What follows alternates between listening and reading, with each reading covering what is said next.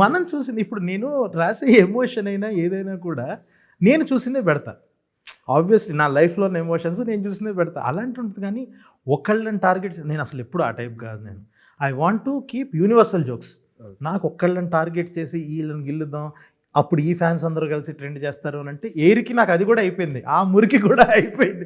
ఇంక నేను చూడాల్సినంత చూసా. నాకొద్దు ఇంకా కాంట్రోవర్సీస్. అంటే యూనివర్సలే కదా, యూనివర్స్‌లో ఇండస్ట్రీ కూడా ఉంది కాబట్టి అదే కొంచెం నేను ఎక్కడన్నా అంటున్నా. గుచ్చుకునే అవకాశాలు ఇండస్ట్రీ ఉంటాయి కదా అని. యూనివర్సల్ ఇండస్ట్రీ జోక్సే నేను అంటుంది. మనకి తెలిసేలాగా అలాగా. బట్ నాకేంటనంటే ఇందులో నేను సినిమా బ్యాక్‌డ్రాప్ పెట్టింది ఫిల్మ్ మేకింగ్ ఎలా వర్క్ అవుతది, how entertaining it inside the team అన్నది నాకు చూపించాలి అని అనిపించింది. అండ్ కనెక్టివిటీ పాయింట్ ఏంటి అనంటే నేను అంబాజీపేట సుహాస్ గాడు ఉన్నాడు కదా! సమ్మర్ టైం ఖాళీగా ఉన్నా కదా! ఎళ్ళా అంబాజీపేట చూడడానికి. నాకు అక్కడ అంబాజీపేటలో జరుగుతున్నప్పుడు షూట్ నాకు అక్కడ వాళ్ళ ఎమోషన్స్ కనిపించి నాకు భలే ఎక్సైటింగ్ అనిపించింది. ఓకే. ఓకే. సేమ్ 'డాకుకి' చేసినప్పుడు రేయ్! బాలకృష్ణ సినిమా అంటరా అని చెప్పి బయట నాకు ఈళ్ళు చాలా ఇంట్రెస్టింగ్ అనిపించారు ఈ ప్రాసెస్ కన్నా.